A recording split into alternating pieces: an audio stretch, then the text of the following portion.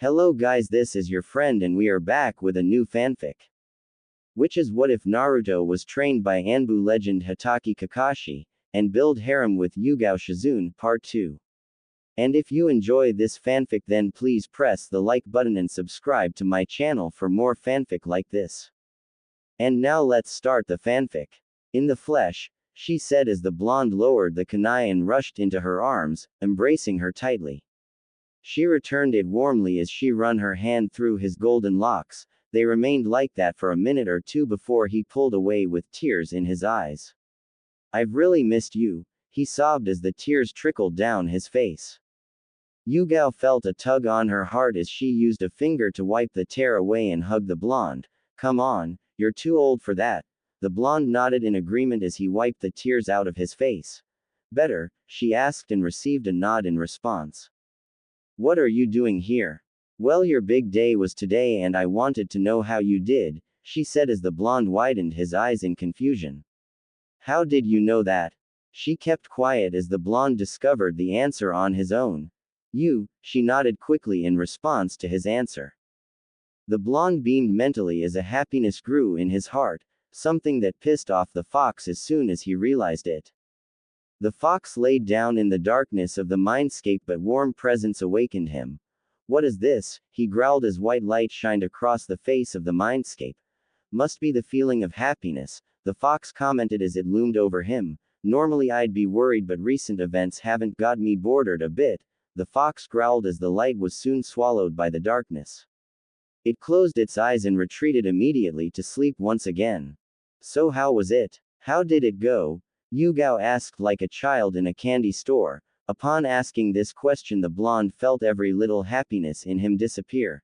Today, he thought as he recollected everything that happened during the day. He fell on his knees and buried his face in his palms. He expected tears to roll down his face but nothing came out. Why didn't come? Did he feel no remorse? Was he okay with what he did? Naruto, are you okay? If you didn't get it now you'll get it again, so don't worry. She tried her best to console him. How could he fail though? It made no sense, he was almost the same level as Sasuke if not better. I didn't fail, I actually passed with everyone else. That's great then. So why are you crying? The blonde removed his face from his palm to reveal his face. I'm not, she smiled as she brought him closer to her. But that's the problem. He let out causing her to stare in confusion at the blonde waiting for a continuation that seemed like it would never happen due to an extremely long pause. I killed someone, he said to answer the ponderous expression on her face. What? Naruto covered his ears at the screech released by Yugao. He then decided to explain everything that happened. At the academy. I'm here sensei, Naruto yelled as he dashed into the classroom, grabbing the attention of his sensei and his assistant. I thought you'd chickened out, he told the blonde who shook his head as he took his seat. So what's it gonna be? AC rank jutsu, enemy ninjas. Bring it on. Nothing. I'm afraid I can't pass you today. Iruka explained to him whilst organizing a bunch of files before giving them over to Mitsuki. But you promised and you're never supposed to break your promise and... He noticed Iruka burst into laughter. What's funny? Hey, he whined causing his sensei to break into further laughter. Now he was confused and curious. You're so impatient. I said you don't have to do anything because of seeing your progress and you've been passed but you can't leave the academy now the Hokage wants you to graduate with your peers. Oh, the blonde softly said before jumping around in joy. He signaled his sensei to join him in his celebrations, something he took up. Mitsuki watched as the two celebrated. A scowl appeared across his face. How can people still allow him to be alive? Why doesn't Iruka give him a difficult challenge instead of passing him for free? It didn't matter anymore because soon he'd be out of this village and he just found his ticket out. He was brought out of his thoughts when he felt the gazes on him. Everything all right? Iruka asked him. He nodded his head and watched as the two continued to converse about getting ramen and eventually leave to their destination.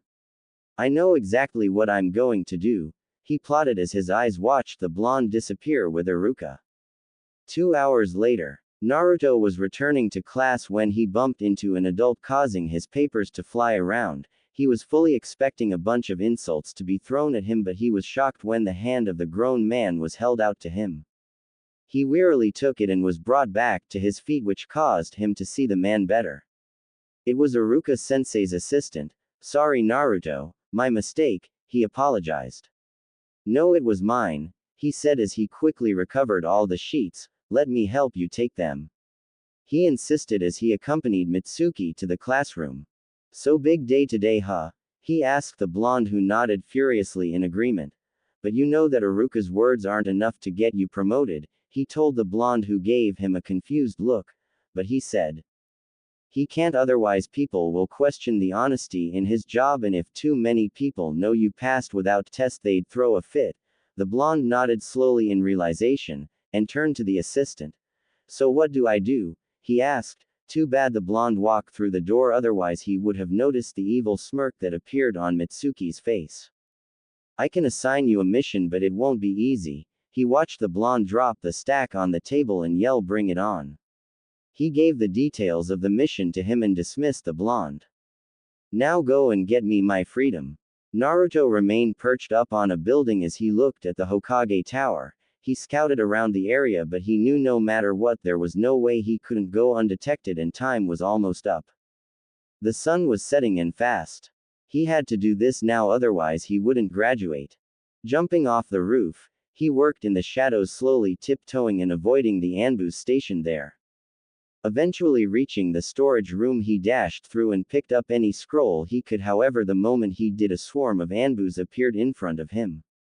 His sweat dropped as he stared them down. Hanging the scroll around his neck, he pulled the kunai out of his holster and tightened the grip on it.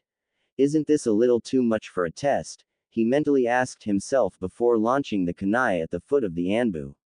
A gust of smoke engulfed the place as the smoke bomb on the kunai released and the blonde dashed through them, speeding out of the place. The blonde dashed to the meeting point as he dodged kunais from every direction.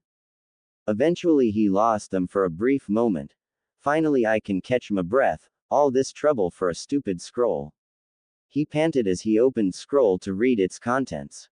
The Anbu watched in the shadow as Naruto read the contents over the scroll. "Shouldn't we stop him?" one Anbu asked the captain, who just ignored him. He waited for the blonde to arise and moved to his destination. "Follow him and don't let him out of your sights." Naruto plopped down on the ground as he awaited Mitsuki. Mission complete, now to wait for. He shot up as Mitsuki arrived. He had a warm smile on his face before walking up to the blonde. "I thought you'd given up," he said as he offered a hand, which the blonde took and sprang onto his feet. "Never. It was just a little bit tough though. I swear I nearly died like 3 times to a kunai." Mitsuki laughed as he patted the blonde's head. "You did good," he told the blonde, who smiled in glee, but all was immediately lost as Mitsuki held a kunai to his neck. "And now you'll give me the scroll," he commanded to Naruto, who just stared back in awe and despair. "What are you doing? Shut the hell up and give me the scroll, demon," he roared at the blonde, who complied immediately and removed the scroll from around his neck. He watched as Mitsuki laughed maniacally. "I can't believe you managed to do it. You must be insane. To betray your own village, demon. I thank you though. Now I can leave this accursed village." "What do you mean?" he asked in confusion as he got back up to his feet. Mitsuki was about to answer, but he had to quickly adjust his head to dodge a kunai that would have impaled it had he moved a second late. He turned to direction in which the kunai came from. There, standing on the tree, was Iruka with a frown plastered across his face. "Naruto, what are you? Crazy?" he yelled at the blonde, who shuddered in response. His glare then turned to Mitsuki. "Hand that over. And throw away the hard work dear Naruto has done." He jumped out of the way this time to avoid the new set of kunai hurled at him. Naruto wouldn't betray the leaf. "You tricked him with that fake assignment." "Fake?" He looked at the assistant, who just grinned before cackling. "Yes Naruto, it was a fake. I just needed the scroll and you helped me. For what?" "He wanted you to steal a forbidden scroll, most likely so that he could join an enemy village and over our secrets to them," Iruka explained. Naruto growled out. The thought of him betraying the village in any way disgusted him, not to mention the fact that Mitsuki had tried to make him commit such an act sickened his stomach. He launched at Mitsuki but was sent back by a heavy kick to the gut. Iruka began to throw kunais at the traitor, who also scaled up a tree and hid behind it. He engaged his former colleague in a battle of lunged kunai, neither managing to damage the other. Naruto laid down on the ground holding his gut, clearly in some pain. He looked up to see Iruka being overwhelmed by Mitsuki's barrage of kunai. Still in pain, he manages to form the hand signs for a jutsu. Wind release. Great breakthrough. Just like that, he blew out a gust of wind that sent the kunais flying and knocked down the tree Mitsuki hid behind. The sudden attack caught out both the Junin, who didn't expect the blonde to release such a strong jutsu. It left Mitsuki falling, but as he fell he noticed the blonde standing right there in the open. He could kill the blonde and then the other villages would have to accept him. He opened up a scroll, pulled up a demon blade shuriken and hurled it at the blonde. He could only wait to hear the screams of the pain from the Jinchuriki. Naruto watched as the shuriken hurled towards him at great speed. He wanted to move but his gut ached him too much too. However, the blade never hit him. Instead, he heard a shout in a familiarly masculine voice. He opened his eyes to witness the shuriken blade had impaled Iruka through his back. "Oh, he saved you, demon," Mitsuki said with a hint of surprise and disappointment. "Iruka-sensei, why?" "Yes. Why, Iruka, would you sacrifice yourself for someone who killed your parents?" "What?" the blonde replied in utter confusion. "He didn't. It wasn't him." "Yes. You're right, it was the nine-tailed fox demon that occupies his body right now," Mitsuki commented, leaving his former colleague enraged. "You fool. Shut up." "He didn't." Iruka failed to continue his sentence before passing out. "Sensei." The blonde screamed out as he held the man in his arms. "Looks like it's a family tradition," Mitsuki commented as he picked up the scroll and began to walk off, but he met a kunai which he dodged from the blonde. "I'll kill you," he uttered in a demonic voice, as his eyes had slits in them and became red orbs. Forming some hand signs, Mitsuki witnessed about 150 more Narutos appear. "What is this?" he asked in fear, his body shuddering and his head spinning as he realized there was no exit. The Narutos jumped down and began beating up the traitor, throwing punches, kicks and whatnot. In a few minutes his body lay down lifeless with all the clones gone and the blonde standing over him covered in blood that wasn't his.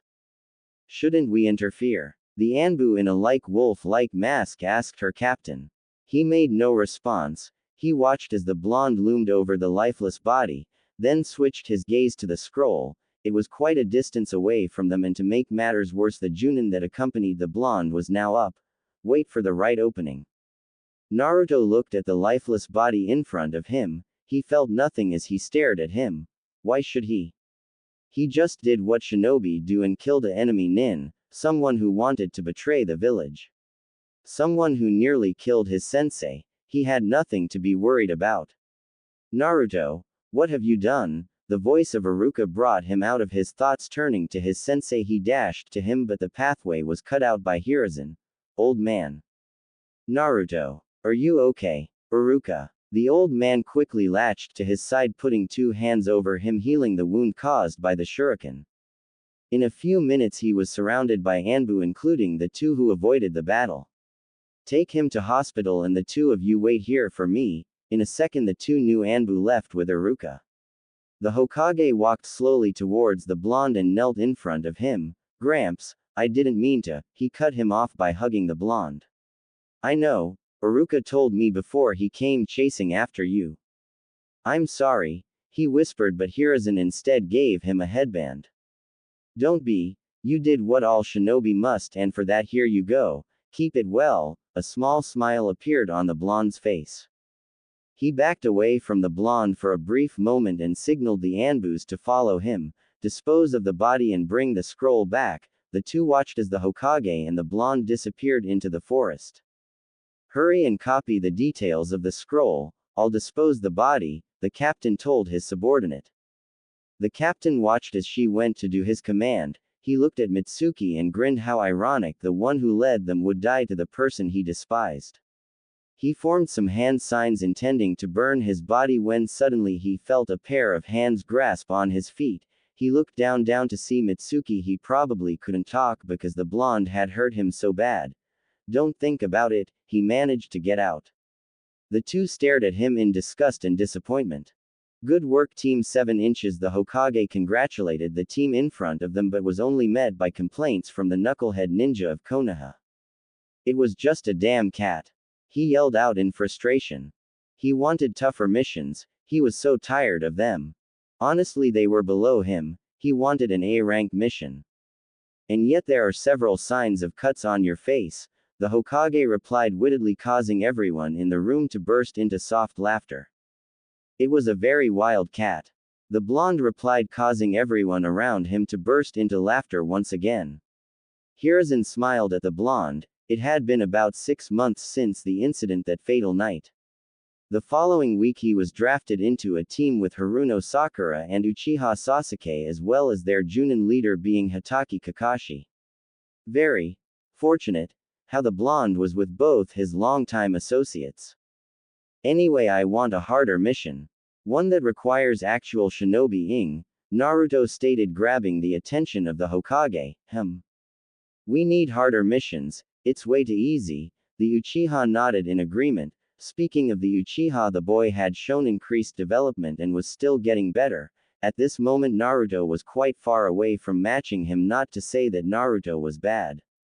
He had actually surprised him with his rapid growth. He was probably 10x stronger than he was that night. The weakest link among the team was probably the girl.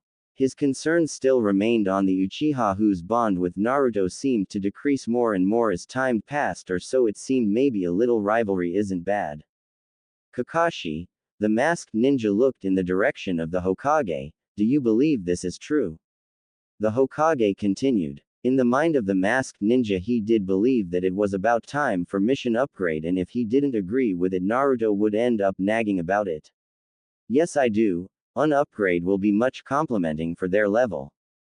Yes. Yes. Naruto jolted up and down in excitement from the encouraging words of his sensei. Finally a higher ranked mission. Finally he'd be fighting enemy ninjas with exceptional jutsus and that good stuff. No, you won't be doing that, Naruto, the Hokage told him as if reading his mind. I'll find you a mission to fit your caliber soon. Just then a man bursts into the scene stumbling, probably a bit drunk, the Hokage and Kakashi noted.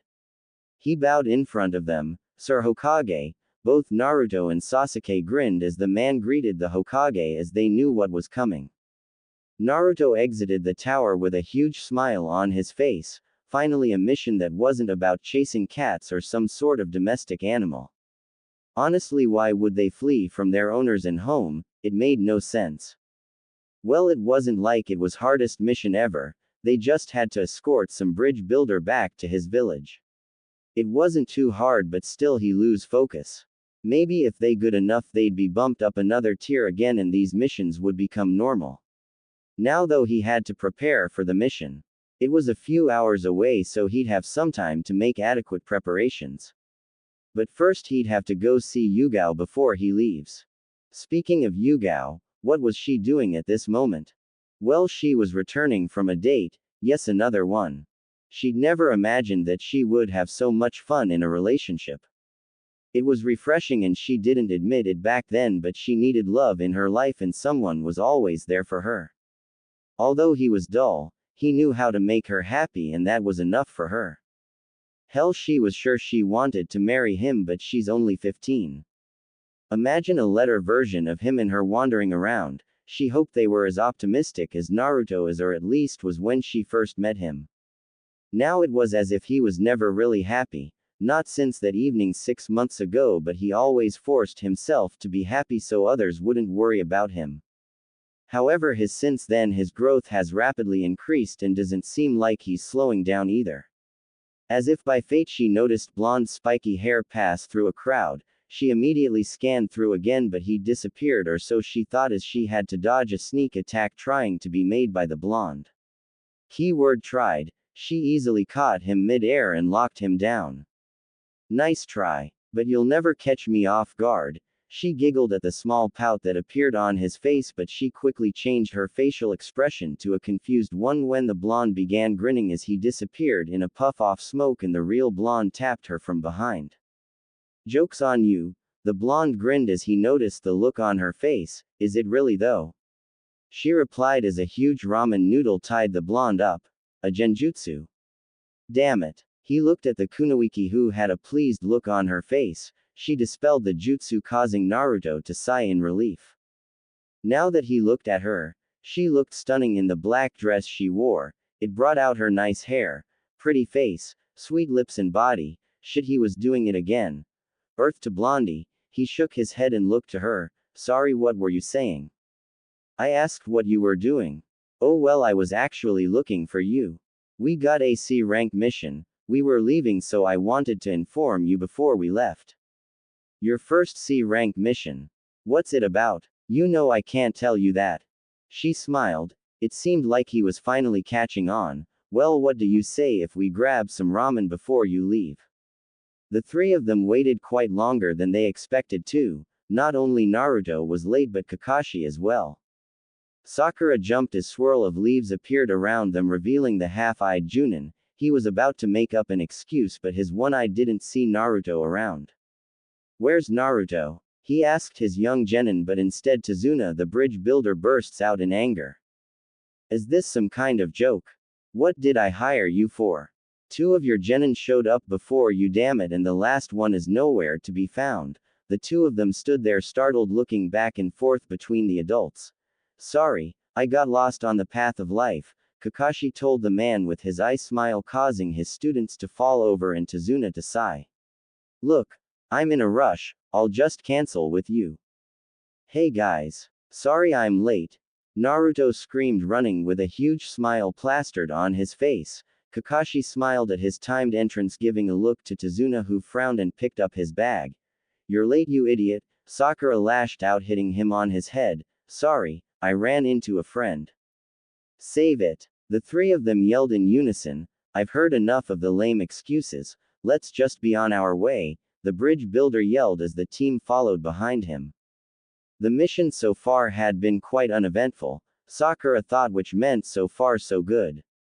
Kakashi was speaking to Tazuna, whilst Naruto seemed to be talking to Sasuke, however seemed much disinterested. Why couldn't Naruto take the hint that Sasuke doesn't want to be his friend? He thought everything was a joke and about games, he should try to be more serious. Just then Naruto noticed some rustling noises in the bushes around them. He signals everyone to stop and closes his eyes. There was a short silence as all eyes were on the blonde. Before anyone could speak up, he threw a kunai into one of the bushes. Everyone tensed up as the bushes stopped rustling. They all walked towards the bush and all sweat dropped when they saw a kunai 2 inches of the head of white-furred rabbit. Sakura bonked him on the head for animal cruelty. Kakashi placed his hand on his chin. "Snow rabbit. In summer. Nice try, Naruto," Kakashi commented, causing Sakura and Sasuke to giggle at the blonde, but like normally he didn't laugh with them. His eyes became hard as steel and focused and his face indifferent. Sakura looked at him with a red flush on her face. "We're in the summer, but this is a winter rabbit, meaning it's been trained by enemy ninja." As if triggered by command, 2 ninjas jumped the team, flying at them before their blades impaled. The others were Sasuke and Kakashi using their kunais to deflect the blade. Naruto creates about 10 clones, 5 of them run ahead of the remaining 5. The 5 ahead engage the ninjas in hand-to-hand contact, whilst the remaining begin to weave hand signs for a technique all too familiar to Sasuke and Kakashi. Wind style. Great breakthrough. In a matter of seconds the builder and Sakura watched as the 2 men were blown into the air by the gust of wind being released by Naruto. The blonde nodded at Sasuke, who started to weave signs of his clan's signature jutsu, fire style. Fireball jutsu. Sakura could feel the heat emitting from Sasuke's flame as it engulfed the 2 enemy ninja. She wiped her face dry from all the sweat it caused. Kakashi watched as the 2 ninja fell from the sky with their bodies turned to crisp by the duo. Sakura nearly threw up at the gory sight in front of her. 2 people who were just alive minutes ago turned to crisp in front of her in a matter of seconds. "Are you okay?" Sakura-chan, she nodded slowly as he helped her up to her feet. She looked into his face that moment, it was hard but still soft and caring. Her face flushed when their eyes met, he grinned at her receiving a heavy punch from her. Ow, he moaned as the whole team gathered around. I think you got some explaining to do, Kakashi asked Tazuna. The bridge builder began to reveal the truth to them. Meanwhile Naruto could feel his breathing become ragged and his eyes beginning to shut themselves. So basically this mission just got bumped up. Naruto asked once again in his hyperactive mood. Kakashi confirmed this with a small nod, but he noticed something was off about Naruto.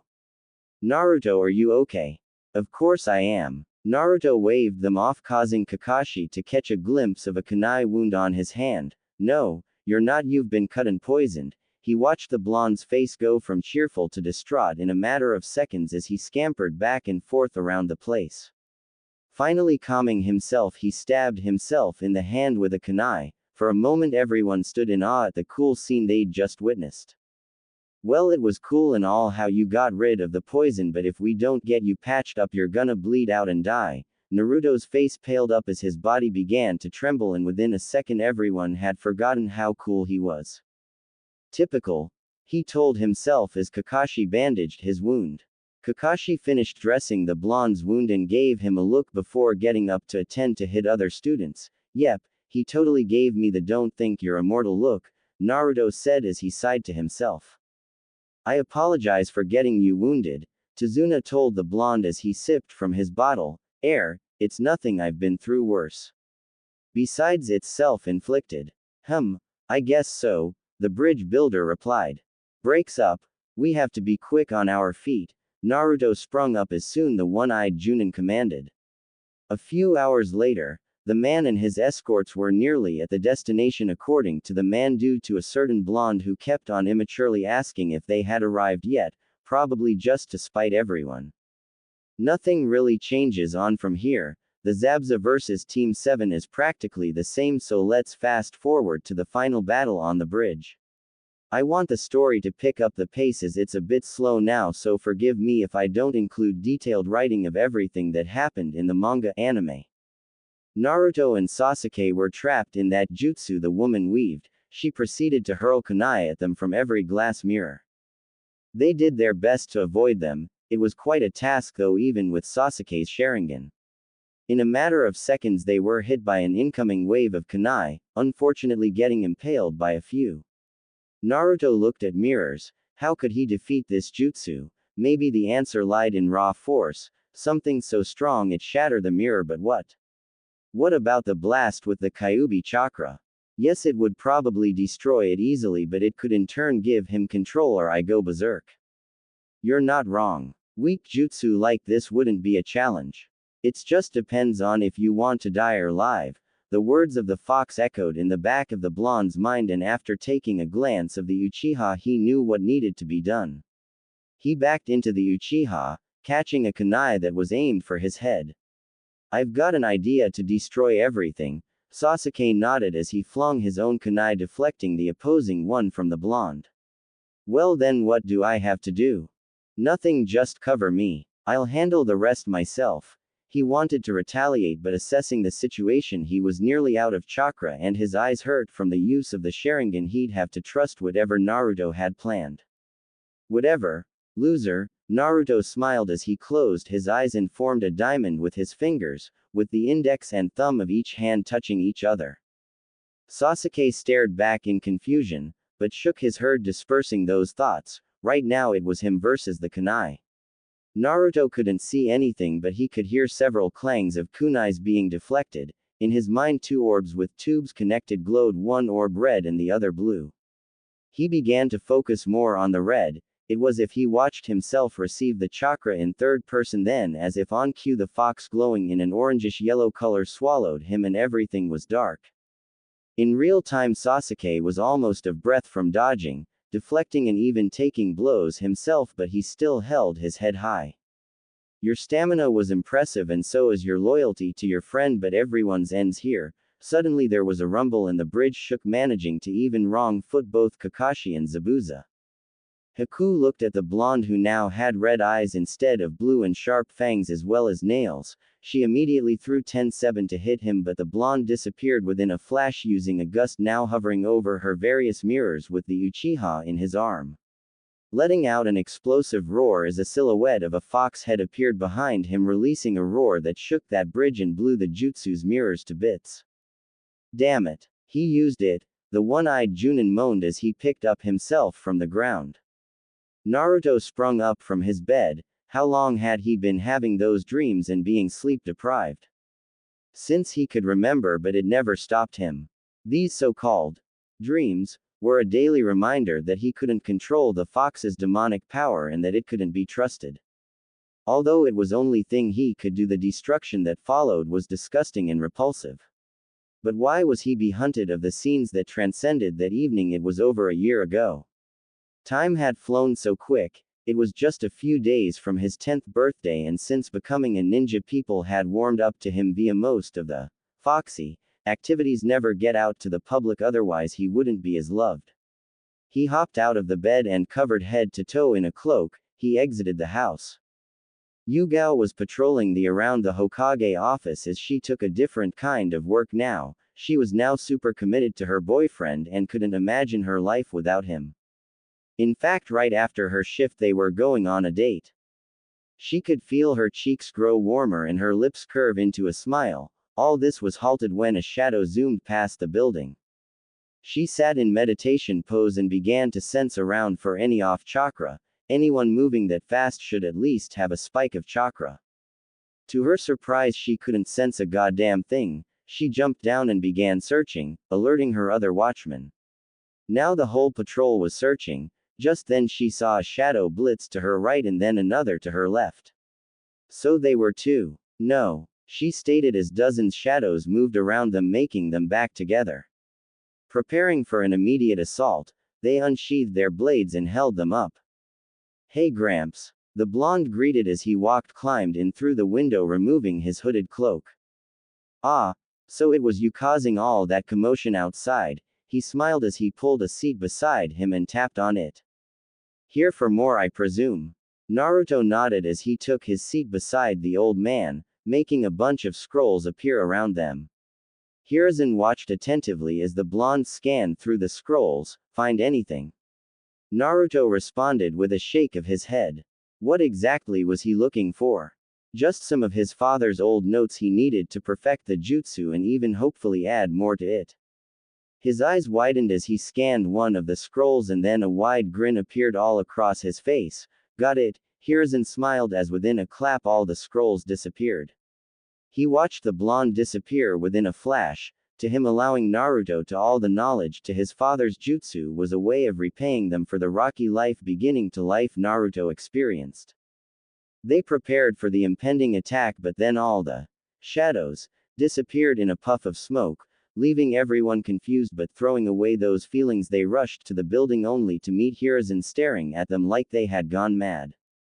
Naruto slid away from the office and now, as if on cue, his eyes felt heavy. Finally sleep had returned to him as he sped back to his apartment. 1 year later. It had been a very eventful 12 months for Naruto. The higher-ranked missions just kept on coming and so did the rewards, and slowly he was getting closer to his goal. But in his ninja life, he was getting ready for one of his toughest tests in his life yet. The Chunin exams. Naruto had been giddy the past 12 months as Kakashi announced it to the team then, so he'd been going crazy, and now by the end of his 11th year on this world he'd be Chunin if permitted. Today was the day when they discussed the training schedule for the exams. He perched from his window and looked at the village as his two bangs at each side of his face swung from side to side. He'd practically turned into a clone of his father, but he often cut them off as he'd been warned by Yugao, Kakashi and Hiruzen that it would arouse suspicion and could even make enemy nations target him. However, today he was already late, and he did in fact have things planned for today that couldn't be postponed either. Jumping out, he made his way towards the Team 7 training ground. Sorry I'm late, GU. Naruto wanted to apologize until he realized he was actually for once super early, and in response he grinned to himself. That's kind of creepy, you know. he heard a familiar voice tell him, a way too familiar voice. He looked around and saw nobody. Finally he scanned around and he did sense a signal and it was right on top of him. Before he could even react, a kunoichi landed right on top of him, pinning him to the ground as her purple hair covered most of face. "You win, Yugao-san," he wheezed out, causing her to cartwheel over him to the nearest tree. "How are you, Naruto-kun?" The blonde grunted as he rose up to his feet, dusting his clothes off. "I'm good, you?" She nodded her head in agreement, and that was all that was said between the two. Naruto retreated to the opposite side of her location and began reading some scroll. Yugao stared at him from afar. "He's not been the same since that night. Everything about him has changed, or maybe that's how I look it. After all, half of it is still my fault, but then again, what was I expected to do?" As a slight wind blew around the training the ground, she noticed his bangs swing from side to side. "I thought you were told to cut them," she said as she moved closer to the blonde. "It escaped me, and asides from a Yame-chan, no one will really give haircut," he responded without taking his eyes off the scroll he was reading. It hurt, the way they interacted now. They used to be so close, but now it's like they've never met before. "Well, I can do it for you. After all, I did used to when you were a child," she suggested, mainly because they just needed some time to bond, because after all he was like a little brother to her. "I can really do it later. Please." At that, Naruto felt his heart warm up and his face softened. He closed the scroll and sat up straight. "Fine." Immediately she pulled out a scroll of her own, in which she pulled out a pair of scissors. She saw the curious look plastered on the blonde's face. "It's also a weapon." Naruto chuckled as he felt her grip his head. Enough of the movement. And for the next 20 minutes she conversed with the blonde for the first time in a long time.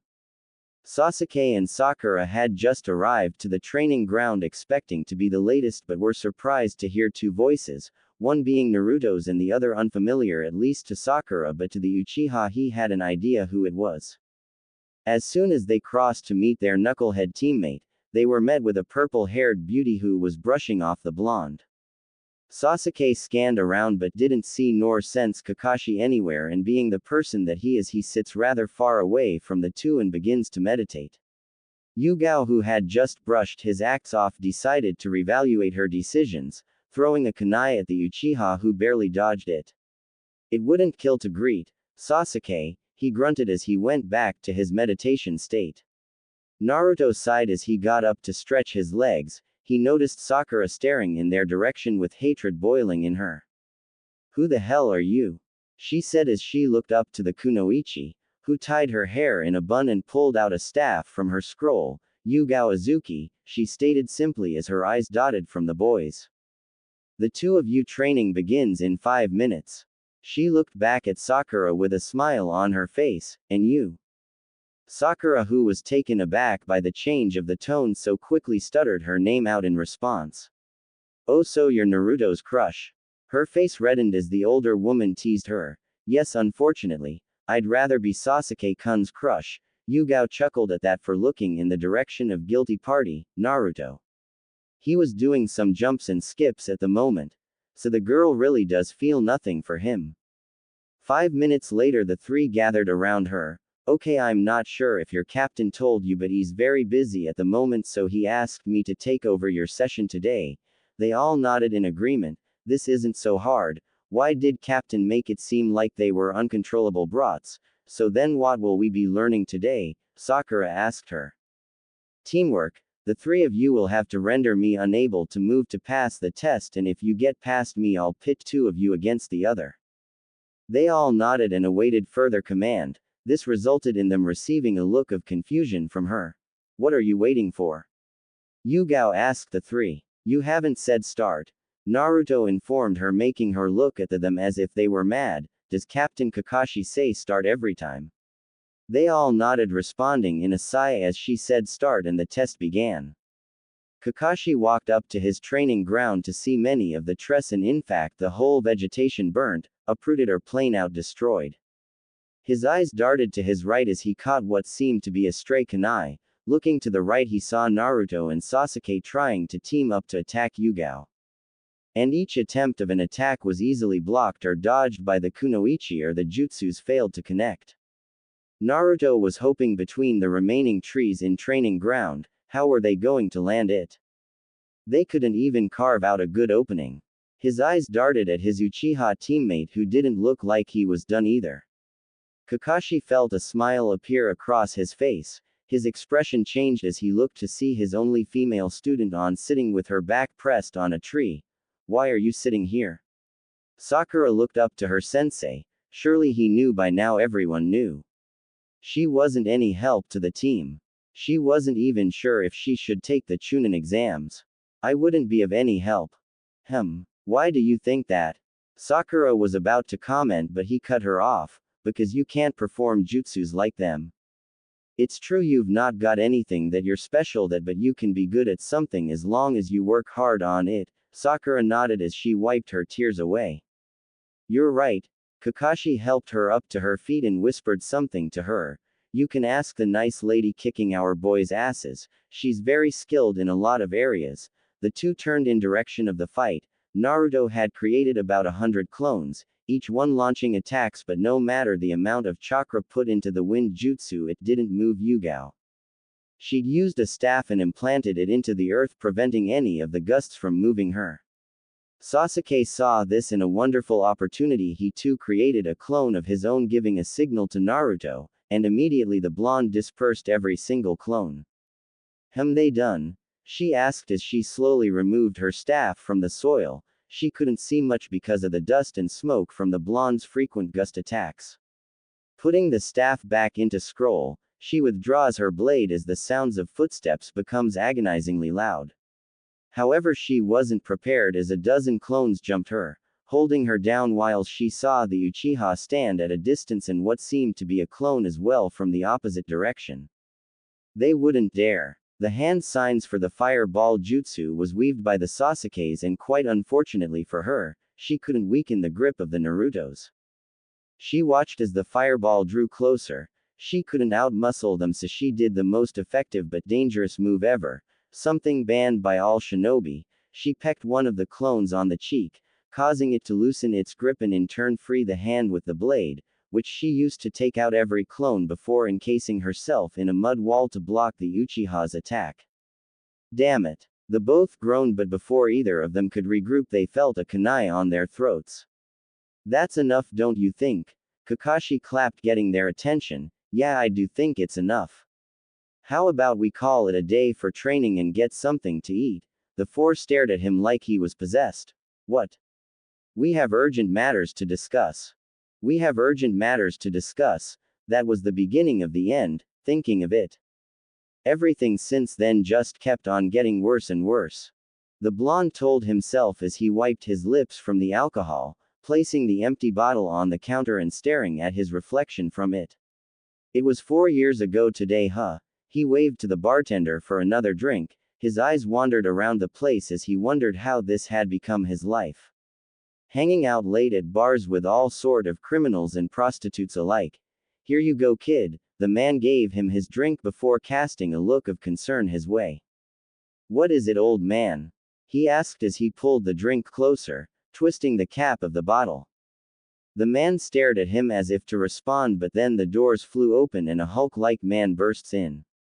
Where's that blonde bastard? The whole bar goes silent as Naruto coughed, giving away his location to the man. Looking for me? He asked the large man but was surprised as he had to catch a knife thrown at his skull. No, surprised wasn't the right word to describe this emotion, he was offended. He examines the knife and realizes the texture and most importantly the design of a fox head on the knife.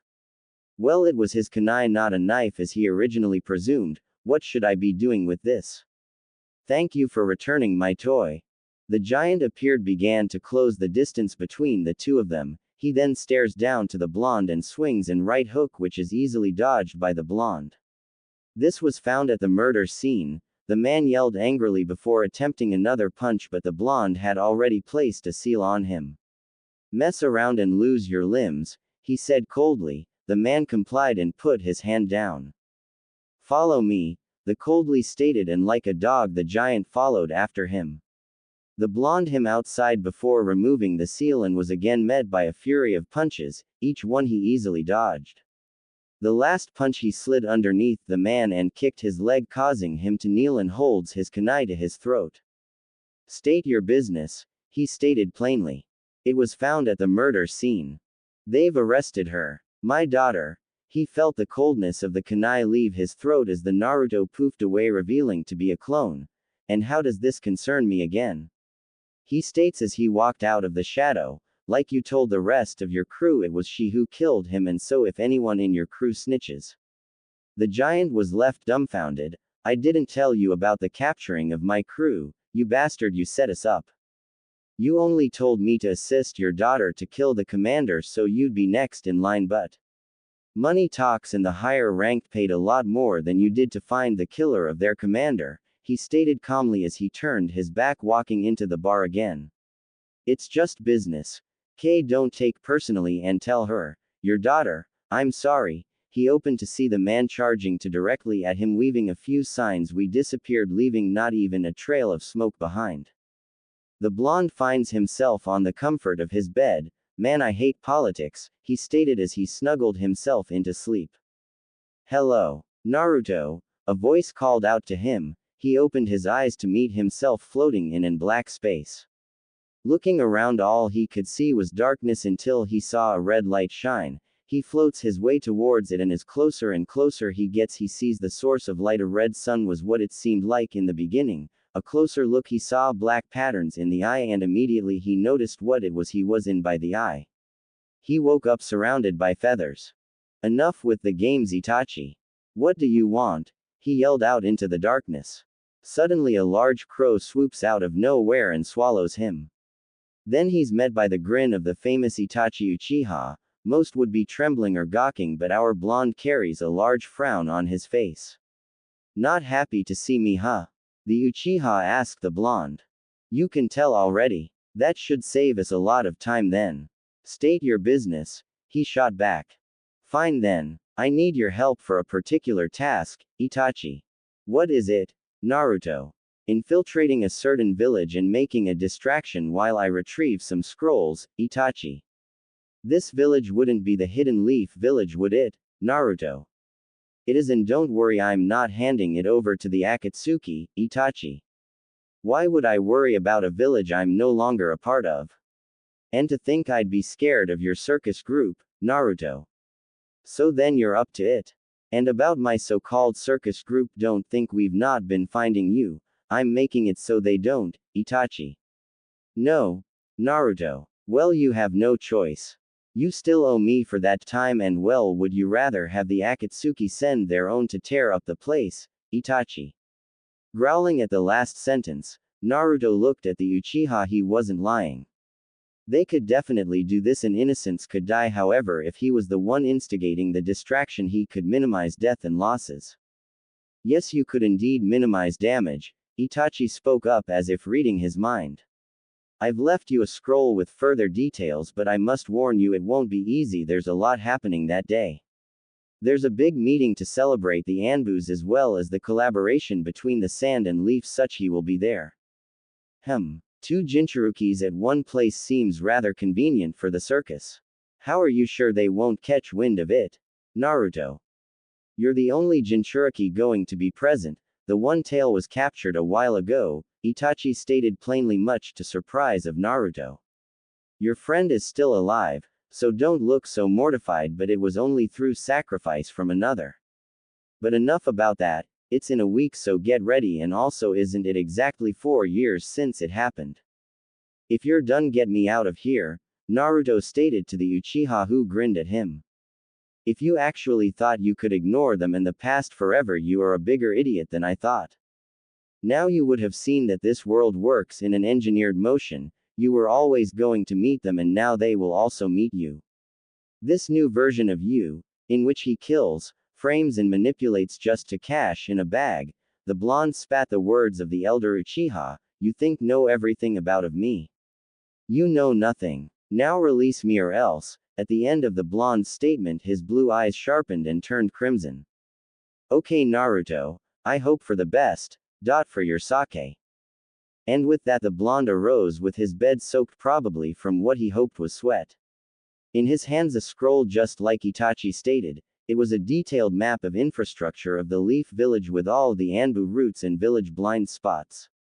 If an enemy village had hold of this they could easily destroy the Leaf. Information leaks like this is what caused the incident 4 years ago, he told himself. Well then I guess I better start getting ready, he told himself as he took out his all-black ninja wear, but it had some cuts in it from his previous scrap.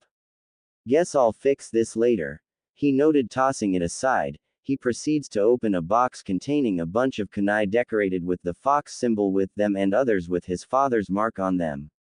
On top of them a fox mask with 3 whiskers, guess it's back to the Leaf. At the Leaf. So then reinforce the whole goddamn village in the next week, Tsunade yelled out her instructions to Anbu officers who disappeared in a flash.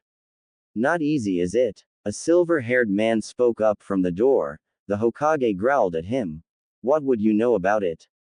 And where have you been? Paying some homage, he stated, and with the eyes of the Hokage softened, she didn't even notice it was already that day, since the incident 4 years ago. When the Leaf lost its sunshine, when she lost her grandkid. Yugao-san. Lady Suan wants to see us. A pink-haired girl yelled out to a purple-haired kunoichi, the one and only Yugao. I'm coming. Just a few more minutes. Go without me, she stated to her junior, Sakura. She shot her a quick glance before making her way to the Hokage office. Yugao saw the look of Sakura towards her. Why couldn't she understand? She couldn't just stop without doing this, it felt wrong, criminal, absurd. Don't worry Sakura, she'll be fine, she's always like this around time. So be patient with her, you know how much he meant to all of us. To her. Sakura nodded to the words of Sasuke, of course he'd know more than everyone, they were essentially brothers. We'll permit her tardiness just for today, Tsunade said as she looked at the 3 now in front of her. Kakashi, Sasuke and Sakura. As the 3 of you know, next week we have a very busy event, and that means defense and security will have to be tight in case immigrants and rogues try to mix up with the people of the sand.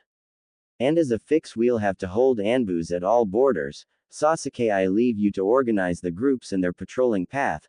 Kakashi, you do the same but for the area of the main event, and Sakura, you will order the medics just in case of anything. Sure milady, but who would be crazy enough to attack during such a big event, especially when they know it's gonna be tight? Sakura asked and was quickly answered by Sasuke. Crazy people. Sorry I'm late, Lady Hokage, Yugao said as she entered the room, all eyes shifted to her as everyone greeted her. Don't worry, you're always early so you're forgiven. The others will fill you in later, but let me inform you of your duties for next week's events. You'll be assisting Kakashi in his. Next week is very important, you guys, it will display our power or weakness depending on the outcome. Everyone nodded with a serious look plastered around. We will not fail you nor the village. And with that the assembly had been closed. Sasuke headed out early and was followed immediately by Sakura, leaving the 2 grown-ups alone. So, you visited the place? Kakashi asked. The kunoichi nodded in response to his question. What about you? The silver-haired man gave a slow nod, causing her to smile back at him. With Naruto. This new suit better last longer than the previous one or else. This new suit had all black color with a hoodie over it and a large orange stripe down the middle. He wouldn't say it out loud, but he liked everything about his new armor. Already feeling nostalgic, aren't we, Naruto? The demonic fox spirit himself spoke out to the blonde, whose face immediately became a frown. What do you want? How rude. I only came here to pass on a little advice. Don't trust Uchihas, they're bad for our health, especially our mental health, the fox ended with cackling laughter. The day before the event, Naruto stood outside the village gate in a few trees. He examines the map extensively. There are no immediate entrances since I assume they would have already be set up. Fortunately for him, a few villagers, if he had to guess farmers or traders, seen this an opportunity. He drops a kunai in a pot. As soon as they make it into the village he teleports to the kunai. Phew. Imagine if they hadn't showed up, would have had to do something crazy. Naruto looks around bewilderment. Nothing had changed, but everything still felt brand new to him. Before he could indulge in any sightseeing, a certain crow flies in front of him. So he's here already, huh? He snaps out of his gaze and scales up the wall. Now he has to locate each corner of the border and place a special seal at each side. He succeeded in planting one at 3 places, which meant it was left with a single corner. I don't remember the village being this big. He wiped sweat of his face. He began to weave signs. At the last second, someone appears hovering over him. He immediately rolls out of the way, dodge a fist that practically dents the earth. It also causes a short quake, which causes him to lose balance and open himself to another attack, but before the person can land the punch, he creates a clone that serves as a shield for him. And immediately after the person punches the clone, it poofs into the atmosphere, allowing for Naruto to get away. Damn it. The person lets out, and in a matter of seconds she's surrounded by Anbu and a silver-haired Junin. Sakura, what's wrong? The Junin interrogated. I just had an encounter with someone, non-identifiable, black get up with a hoodie, a slate of orange down the middle, wore a mask as well, can't really tell the animal though. You sure it wasn't a civilian? Kakashi asked. If it was, he must be pretty skilled because he escaped 2 attacks and one of them he was off balance, the other, well, we might want to fix the road, she said as she let out a nervous laugh at the end. Kakashi is then bewildered by the dent she made in the road as well as the fact someone dodged the attack. They might just have to tighten things up a bit. He then feels the gaze of someone or something on him. Turning immediately, he was just met by just a street light. The group then leave. Naruto watches from a rooftop at a safe distance. Sakura just nearly shattered his bones and Kakashi nearly spotted him. Just when I thought this was gonna be easy. Sakura has certainly improved this level, then I can imagine the rest. I guess I'll also have to show them how far I've come as well. Yells of fear from all villagers as they stampede away, trying to find shelter from the chaos being spread. What exactly did Itachi need from me again? Couldn't he set up the explosives himself? Just a waste of time. He almost bit his lip as he saw a group of Anbu rush to the scene and begin to defuse the flames caused by the explosion. That was quick, he thought to himself as he set up chain explosions at all the corners of the village. This should spread them thin. Tsunade watched as the center of the event was erupted into explosion. To some degree she was shocked that the enemy would the main event first, looking at the number of Anbu she had present as well as some of the big names who hung around. She did her best blowing large debris into smaller ones, protecting her people as well, offering assistance in medical aid. Lady Hokage, we've received reports that the corner walls of the village have been attacked, an Anbu with a demon-like mask informed her. That's your area of work, demon. So how about you get working, huh? She replied with annoyance in her tone. She looked up to see a huge chunk of building break from his original structure and threatened to squash some civilians. However, before the debris could land, a chirping noise was heard and the debris was destroyed into several mini pieces. Then a silver-haired man with a mask landed beside them, his left eye spinning red as he covers it with his ninja band. That would be rather unnecessary, Lady Hokage, he stated to the two of them. If external forces would have infiltrated the village, they would already be in. It's been more than 15 minutes since the explosion at the corners of the village happened, Demon continued for him. That means they are already in and are just trying to run us thin, she finished. How'd any enemies get in here without them noticing? Through the sand maybe. By joining the travelers without them noticing. She began to think and think. But then how? She thought aloud. They're not moving to cover those areas anymore. Naruto noticed as the Anbu in the demon mask signaled for the remaining Anbu to gather around them. They noticed rather quick. What to do now? He pondered. He couldn't have them alert the others. It would make for a rather messy situation, especially if he'd have to face the sand forces as well. He suddenly took notice of some of the Anbu who received new orders and began to head towards the Hokage residence. Oh, can't have you intruding on good old Itachi. Before they could make any progress, he threw a bunch of needles at their necks and watched as they crumbled unconscious on the rooftops. Tsunade watched as 4 of her men suddenly fell and stopped moving. The demon turned to the direction in which the needles came from, and there he saw a man-like figure in a black get-up with a hoodie and animalistic-looking mask. In anger he weaved his hands and launched a fireball jutsu, and it flew across the gap in quick speeds. Naruto watched as the ball became bigger and bigger, heading closer towards him. Weaving his hands, he launches an assault of his own, water-style, water bullet jutsu. Tsunade, Kakashi and Demon watch as a large sphere of water clashes with the fireball, causing a huge gust of steam to blow around the event center. Demon, agitated that his attempt was dispatched rather quickly, begins to prepare for another assault. No, don't. Kakashi yells out, alerting Demon, who halts and looks at his superior.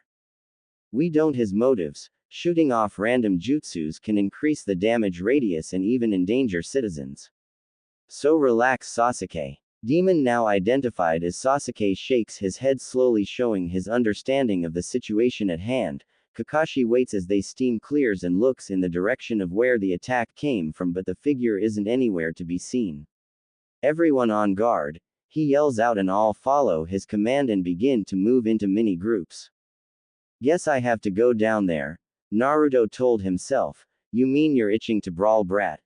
Not that you have to be there, a demonic voice told him, causing him to grin.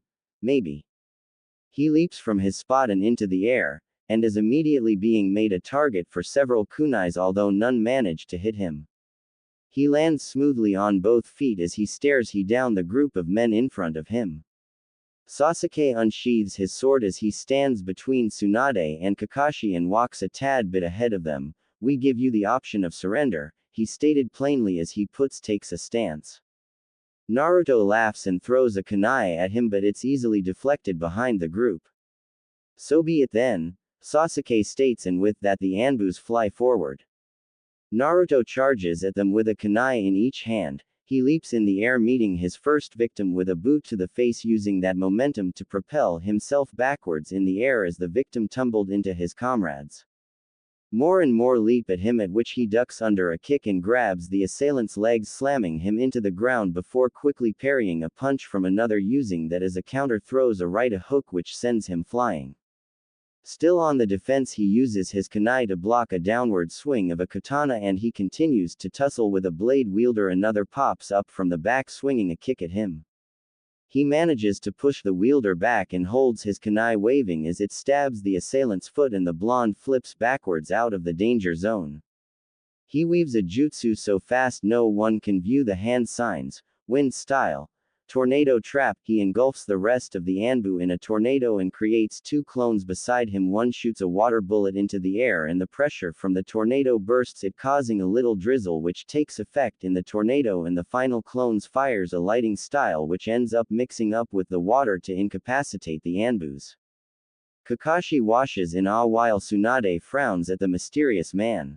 He disperses the tornado and bunch of bodies fall to the ground. Naruto walks towards the trio, cracking his knuckles. They're not dead, so don't gimme any looks, he states plainly. You're quite the skilled one and you seem young, so what's your motive? Kakashi asks out as he pulls up his headband to reveal his Sharingan. Nothing really, the Uchiha spits as he stands beside his former mentor. You're just another crazy bozo, he states as he holds his blade up and charges at Naruto from the right while Kakashi attacks from the left. Smiling behind his mask, the blonde begins to dodge his assailant's attacks, but that was proving a tad bit tricky. Even trying to counter was difficult. Their attacks were fluid and left almost no blind spots. He jumps onto a building, running up it as they chase after. He tosses a kunai at them, which they move apart, creating a gap which the kunai flies through, but then he's nowhere to be seen, and before either of them can ask what happens, he appears between them, split kicking them. He watches as they both fall but manage to land safely with the help of the buildings. However, before they can recover, he attacks with one of his clones and is now on the offensive. He was lighting kick with his attacks, but with the help of the Sharingan, Kakashi and Sasuke were easily maneuvering these attacks. Naruto swings at a right hook at Sasuke, who ducks under it, sweeping him down with a kick and slamming a fist down his gut before propelling him into the sky, and then a chirping noise heard and in his hand lighting engulfs it. Chidori, he yells as he leaps towards Naruto with speed, but he isn't going down easy as Naruto spins mid-air, forming a sphere in his palms. The clash creates a mini explosion which almost blows away Kakashi and Tsunade but destroys the clone. Naruto jumps out of dust created by blast and lands on top of a building. Sasuke also appears standing as it clears the two staring down each other. Sasuke's mask shattered at the eyes whilst Naruto's hoodie is blasted to reveal his fox Max with yellow hair. Damn, forgot how much that shit hurts. He looks down at the trio and catches a kunai that flies at him from behind, but before he could recognize the tag on it, it explodes, leaving him free falling until he's met with a kick from a yugao right into the wall of a building. Before he can even regain his bearings, his body is held in place by the shadow possession jutsu and he meets the grin of Shikamaru, his old classmate. And then Sakura jumps out receiving a kick-up boost by yugao, pulls her hand back to ready her punch, but before she could strike he disappears again into thin air, this time appearing behind the original trio. Tsunade, Kakashi and Sasuke. Behind you. Shikamaru yells as Naruto throws another kunai with a tag towards them. It lands just in front of them, engulfing the little radius around them with a seal, making them immobile. Any of you try it and boom, he states as he gasps for air. The rest of them stay put watching the masked man. Naruto puts his guard down and is immediately grabbed by what seems to be white hair tying up his fingers. He tries his old tricks but is unable to change his location as he keeps returning to the same place. Looking below him, he sees all his kunai at his feet and he sees a huge figure walking towards him and his arm a swirling blue sphere which is then drilled into his gut, knocking him unconscious. Perfect timing, Master Jiraiya. Kakashi barely gets out as sweat drops down his face. The kunai is ripped from the ground and the tag is torn, disabling the jutsu. Kakashi and Sasuke collapse onto the ground and Sakura rushes to the two of them and she and Tsunade give medical attention. Seems like a war broke loose, and to imagine one person defeated so many high-level Anbus as well as holding his own against Kakashi and Sasuke. Ino spoke terrified as she looked at the culprit who lay down on the ground. What's more scary is they're all just knocked out, meaning he held back, Neji stated as he appeared from a rooftop with Hinata, Lee, Tenten and Kiba beside him. Really now? Jiraiya says as he looks at the battlefield with various Anbus scattered around. Very impressive, he says to himself looking down at the culprit. He draws closer to him in an attempt to unmask, but as soon as he stares into the mask, a pair of deep crimson slits stare back at him and gust of chakra is released. Menacing cackling can be heard as Naruto pulls himself up with a wide grin. Immediately he leaps, he forms a dent in the ground as in a split second he appears in the center of the sky. Weaving a few hand signs, a huge fox head appears to surround the blonde and gives a cackling smile. The crew below stands in awe as a dark purple sphere is formed in the air. Before he can fire it is engulfed in sand, however the sand is no match for the blonde as the sphere easily bypasses it, heads down towards the event center. Everyone there could only watch, but before the sphere can hit, Kamui, a whirlpool-like rip in the sky slowly but effectively swallowed it up and everyone turned to look at Kakashi, whose Sharingan eye was bleeding profusely and finally collapsed from exhaustion. Naruto, still in a rage, watches from below before he witnesses a red-eye crow fly beside him and whisper one word to him, "Sleep." He falls to the ground and in a matter of seconds has several chakra blocking tags placed on him, putting him down for good. Jiraiya walks towards the blonde just as Gaara and his siblings land beside him. "I've felt this before, is it?" He doesn't respond as he sees a nod from the Great Toad stage. "Take good care of our old friend. They'll be coming soon," a voice tells them, a voice much recognizable to Sasuke than everyone else. "Itachi, show yourself, you coward." Itachi laughs at his brother demands, "I have better things to do, Sasuke." "Old friend, what are you talking about?" Yugao stated into the distance, taking the attention from Sasuke. "Unmask him and see for yourself. I'll be off now." Suddenly everyone surrounded the body of the assailant. Sasuke walks up to the body and kneels beside it. During this time Jiraiya, already knowing who it was since he threw that first attack, walked away from the group and stared at his student's sculpture from the ground. "Sorry, Minato, I messed up," he whispered. Gasps could be heard from the group by him and mostly noticeable a roar of anger and frustration. No, it was pain from Sasuke. He's been like that since he woke up, refusing to eat, drink or communicate, Tsunade informed Jiraiya as they looked at the blonde from above. He had been chained up ever since he was captured and sent down here. It was just a few hours ago until he was unchained and allowed to move around to loosen his bones. He continues to give quick glances at the two of them, something both noticed but haven't gotten around acting on it. We'll have to get information the good old-fashioned way then, he told her as he cracked his knuckles, Tsunade immediately pulling him back. Don't you try it. Jiraiya scoffs and loosens her grasps on him. Might I remind you, he's a rogue ninja one, he assaulted the leaf too, he nearly blew everything away. She shot back a stern look at Sage. He attacked us and guess what? Nobody was severely injured and I know that isn't anything to write home about, but I think you and I both know he wouldn't kill a bunch of innocents. How would you know? He could have changed within 4 years, Jiraiya argued back. If he wanted people to die, don't you think he would have targeted only the center of the event, rather than try to spread us thin? He was being manipulated. She ended with a rather soft tone and continued, but if anyone could get to him, it's probably you. So you can't lose faith in him. Memories of the time Jiraiya and the boy spent together flashed through his head. She was right, he couldn't just give up on him but to attack his former home. It reminded him of that snake. He betrayed everyone and their friendship for greed and corrupt power. He wouldn't let that happen to Naruto. No, it would never happen to him. You're right, I'll talk to him first, but if that fails.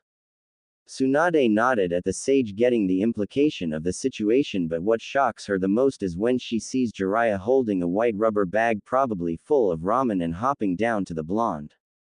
The moment he lands, he can feel his chakra being reduced to just a little whim. So this is how it feels, he thought. The number of high-ranking criminals are brought into these caves which have rare crystals in them which block chakra flow and circulation just to the point where jutsus cannot be weaved.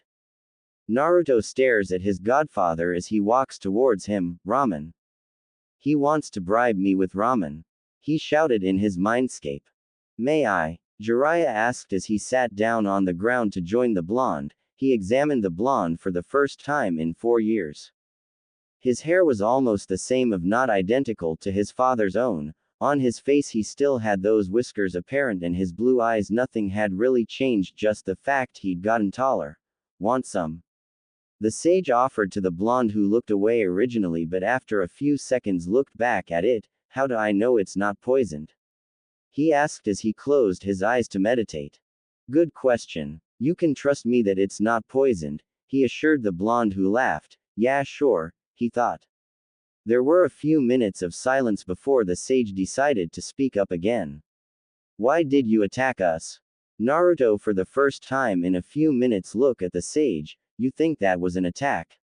He laughed. I have no reason for attacking the village. He emphasized on attacking and closed his eyes again. That's interesting. Well, you better think up a reason, kiddo. Why's that? Naruto shooting his first question at the sage. Otherwise you'll be heading over to Danzo. Naruto broke into tears of laughter, eventually pulling himself together. I'd kill him, he stated coldly and plainly. But fine, let me play your game. I'll tell you guys why on one condition. Jiraiya walked back up to Tsunade, who shot him a look. Well, how did it go? She desperately needed his response. Fine. Just a crazy demand, he stated as he started to walk out. He was just the distraction. Tsunade sighed as she knew the plot is just slowly being revealed. What did he say he wants? Jiraiya stopped walking and laughed. Nothing. Yugao sluggishly walked into her room. What fucking kind of day was this, she thought as she threw herself onto her bed. He was alive and well, you know. He was fine, but on the other hand he attacked the village. He nearly destroyed all of them, but it does not seem to affect her. The last part, she's just glad he's back. I mean, is that really Naruto? I mean, of course it's him, but it's not. Naruto loved the village, so why would he then attack? Something didn't add up. She groaned mentally. All this was giving her headaches. She hugged pillow as her eyes felt heavy. I have to talk to him myself. Naruto meanwhile had been summoned to the council. Naruto Uzumaki, one of the council women yelled, "Namikaze, you forgot that part," he stated plainly. Such stubbornness caused the members to whisper. "You think you can disgrace the name and legacy of your father?" Danzo spoke up. Glaring at the blonde, Naruto stared back with a smirk plastered across his face. "Itachi sends his greetings." The speech of that name enraged Danzo. Naruto was suddenly being restrained by 4 Anbus. "Tsunade, why's he here?" he asked enraged. To decide the action going to be taken against him, Jiraiya speaks up from behind them. The room then becomes silent and the meeting is then about begin until an Anbu suddenly informs Tsunade about it. "It anonymous," she says as the Anbu beside reads out the letter. "Dear Hidden Leaf, treat this letter with all seriousness.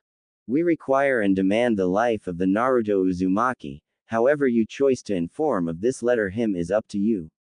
We demand the boy alive and your village will be spared from the onslaught of the Akatsuki and pain. Failure to comply immediately will result in a series of attacks. If you give him up, you'd be ensuring peace for your village and all the other nations. Lest you'd rather let him commit another homicide or make the tables be turned, all is up to you, the Akatsuki." The room goes silent as every member of the council begins to ponder, how'd they find out soon? There's no way they're giving up this boy to that group of mercenaries. But now they're all intrigued on the activities of the blonde during his 4 years' absence. I think it's safe to speak for everyone when I say, he has to be locked up as well as his mind interrogated. Danzo spoke up. The following silence that engulfed the room was a testament to their agreement. "You won't be getting far with the interrogation, because I won't be telling you anything." Danzo and the rest of the council ignore his comment. "I have a place where we should keep him. Very few people know about it." The council began murmuring. It was obvious that they didn't have full trust in him and he was well aware of that himself, but if there were no other options they'd have to comply. Instead, "How about setting me free and I disappear again?" The council shot glares at him, most likely for talking without permission. "Stop talking." "Okay, I will," he comments.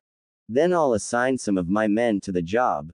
Tsunade adds to the man's suggestion, which was not according to his plan. "I have very capable men, yours will not be needed," he stated plainly at the female Hokage. "Then I cannot motion for this plan," she says as she gets up from her seat, about to move out the door, signaling the Anbus to bring the blonde along with her. Before she can exit, however, Danzo plays into her desires, leading her to return to her seat. As well as that all received daily reports all activities occurring. Danzo was reaching his limit. She was trying control and suppress him, however he unwillingly nodded, and with that meeting was more or less over. Naruto sighed as he was to follow Tsunade out, and he met the glares of the villagers. "Something's never change, I guess," he whispered. At least they had no idea who he was. The council was ever so kind to keep his identity a secret, so let him don his mask and attire. As he looked through the crowd, his thoughts trailed elsewhere. How stupid was this? He was dragged here by the dumbest of reasons. Why didn't he just refuse Itachi in the first place? Why didn't he just stay hidden instead of attacking? What is keeping from making his regular decisions? He didn't understand. "Well, how did it go?" Shizune asked Tsunade as her gaze shifted to Naruto, whose mind was obviously somewhere else, something that pissed off the blonde Hokage. "You know you could at least pay attention," she yells at the blonde whose mind still seems distant. Feeling a nudge in the back, he's brought to reality and looks behind him. The Anbu with the demon mask stared him dead with his crimson eyes shining through the mask. "What is it, Sasuke?" he asked nonchalantly. Sasuke is just a tad bit surprised when Naruto blabs out his name. "Lady Hokage requires your attention, Dobi." Turning to look at Tsunade, basically giving her permission to talk. "Who do you think you are?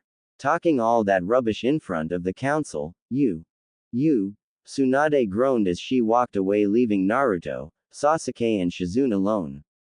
Shizune can't help but stare at the masked criminal in front of her, failing to comprehend how this was the little Naruto.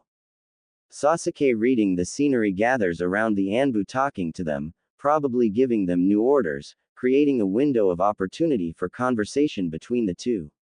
Shizune examines the blonde, preparing how she'd begin the conversation. Naruto, is that really you? She can't see his face, but she can tell he probably had a confused look all over his face. In the flesh, she heard him respond, her face lit up and immediately turned gloomy. So you really attacked us then? She asked him, to which he nodded. Why, he could not give such a witty reply to Shizune like the one he gave Jiraiya originally.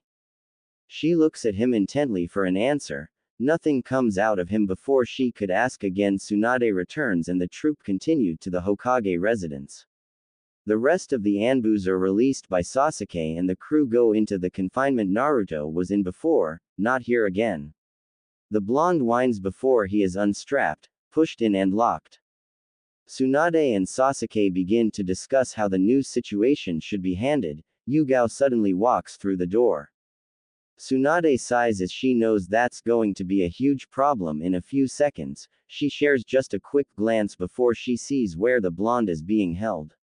Her attempt to enter is blocked by Sasuke, who shakes his head at the kunoichi. Yugao looks at Tsunade, her eyes piercing the Hokage's gaze.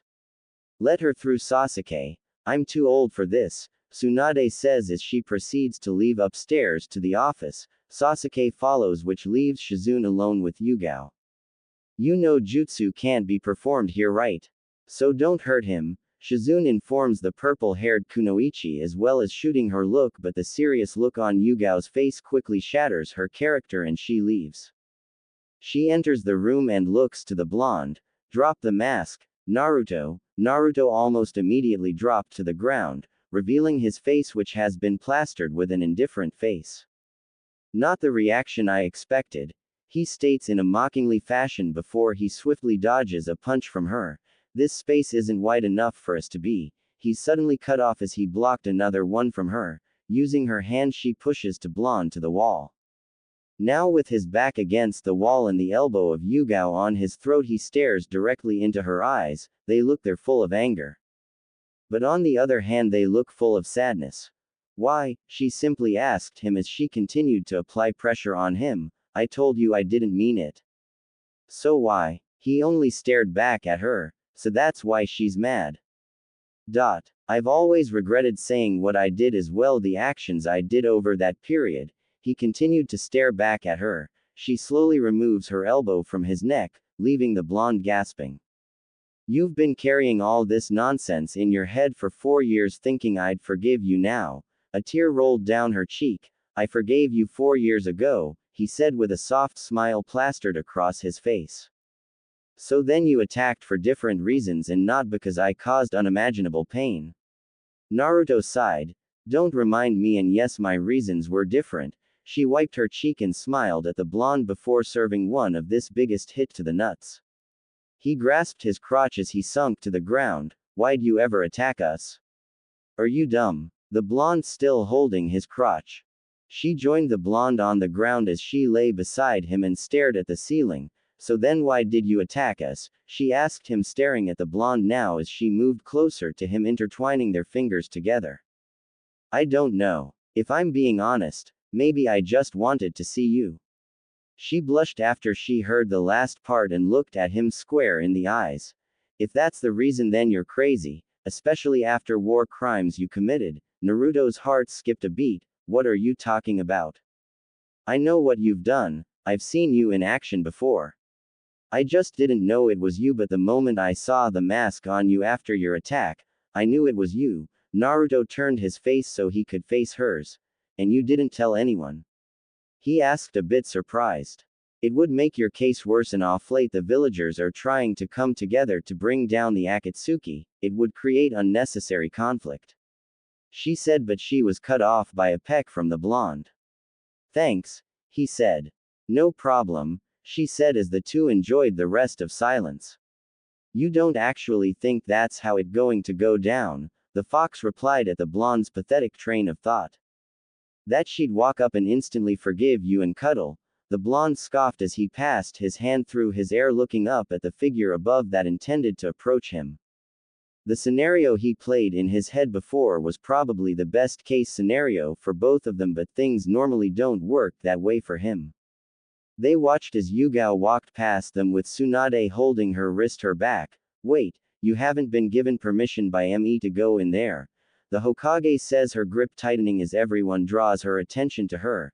The purple-haired Kunoichi sends a glare at the Hokage and quickly hears the unsheathing of a blade from in front of her as Sasuke unsheathes and flashes his Sharingan. Let her go, you get 15 minutes, she says the earlier to Sasuke and the latter to Yugao. Sheathing his sword, Sasuke spares a little look to Tsunade, and seeing her nod of affirmation he sheathes it back. Yugao sighs as the grip of Tsunade loses tension. From above, the blonde slumped down against the wall out of boredom, but his eyes flicker as he sees the purple-haired woman making her down. Yugao, on the other hand, was filled with anger and confusion. Was he even the same person? Well, she was going to find out. Naruto grew aware to the difference between them, becoming ever closer as seconds went by until he could feel her presence standing over him. The blonde remained seated in meditated position, not moving an inch, not wanting to have an encounter at all, and so shutting his mind off to any outside attacks from Yugao. Standing in front of the blonde and watching him as he meditated, she examined his face, noticing how his hair had not changed in appearance at all, still resembling that of his father. She also examined his increased height and body. Puberty did him good, she stated mentally. She noticed how his bangs covered his eyes, just like back then. Extending her arms, she intends to move them by the side, but her wrist is gripped by the Uzumaki. She noticed how tight his grip was. If it was this tight, then she could imagine how he was able to take on so many of them without fail. The blonde looked up to her, his piercing glare aimed directly at her. She could see the hate and anger in his eyes, but most importantly the power behind them, a glare that showed he would dominate and destroy anybody who stood in his way. Naruto, is that you? Yugao asked calmly. After moments of silence, the blonde nodded and released her wrist from his grasp. I believe they would have told you that already, hence your reasoning for coming down here, he quipped, noticing shake her wrist in slight pain. I wanted to find out for myself, she solemnly stated as she bore her eyes into him. Well then, it was me. A slap quickly made it across his face, one that was too fast to react to. HPMH, the blonde let out as he stared back at her, not even fazed by her slap. Are you crazy? Why would you? Yugao lashed out in anger, fighting the urge to hit the blonde once again, but noticing his indifferent face, she calmed herself down and apologized. Sorry, I'm sorry. It's just why. This is your village. Your father's village. Why would you attack it? Why attack us? She continued to stare at the blonde, who gave no answer. He seemed to be deep in his thoughts, not even paying mind to her. It hurt, for him to be back yet somehow so far away. Boo! The villagers yelled out as a man cuffed with two Anbus at his side made it through the village. Naruto turned to look at the villagers as he and Yugao maneuvered through the crowd. The looks they gave the man were not different from what they gave him. If anything, they were worse. You could feel the hostility as some of the villagers began to hurl objects at the man. Yugao wanted to get the blonde out of the vicinity now, as it wouldn't be long before someone spotted the blonde and turned their anger on him as well. Gripping the wrists tightly so much so that it causes him to wince. Unfortunately for her, it was rather sooner that they bumped into a man who immediately recognized the blonde. Well. Demon, you see what happens to people like you. Yugao turned them around only to be met by other man. You'll be joining him soon, demon, the memory played back in Yugao's head. You'll have to find out when I tell everybody else, and I think your visiting time is over. Next time you come, please do bring ramen, Naruto stated as Kakashi appeared behind her, not even batting him so much as a look. Yo, he greeted as he entered the room. Yugao shooting him up a glare before taking a look back to Naruto, who had crawled into a ball. She knew that was the end of their talk. The knocks on Yugao's door became ever more annoying to her. She just wanted to drink her sake in peace. She barely ever drinks now, but today more than ever she needed it, as there's no sign of the knocking stopping. Leaving her seat, she proceeds to open her door and is met by a pair of red eyes. "Ah, baby, come here," Kurenai said, opening up her arms, inviting Yugao into a hug, one which she complied in quite easily as she buried herself into Kurenai's arms and sobbed slowly. The two made their way into her home as Yugao, as her sobs became more tear-driven. "I'm sorry, I just heard," Kurenai said as she comforted her friend. "I don't understand, I don't." Her friend stroked back and hugged her even tighter. "Sometimes people change, even Naruto," Kurenai continued to comfort as she passed her through her purple strands. Pulling away, Yugao wiped tears that rolled down her cheek and showed her friend to the table, in which she quickly took notice of the sake available on the table. She decided not to speak on it because she knew in the end Yugao needed it more than anyone. Sitting at the table, she noticed how Yugao sluggishly moved around her kitchen, bringing 2 glasses of water in front her. Meanwhile, "You filthy piece of shit," Anko shouted at the blonde, throwing a punch straight at him, one that he easily caught and gripped upon. However, unlike Yugao, she did not wince, rather throwing another punch at him, one which again he easily caught but was unaware of the snake which shot at him, and quickly unattached himself from her just close enough to dodge her attack. Before she could do more, she notices she could not move. Something or someone was restraining her. She looked at the blonde and noticed his eyes were crimson and not their normal blue color.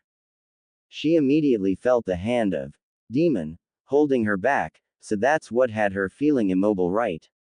The glare the blonde had was the literal embodiment of, if looks could kill. She honestly felt something in her giddy up inside her.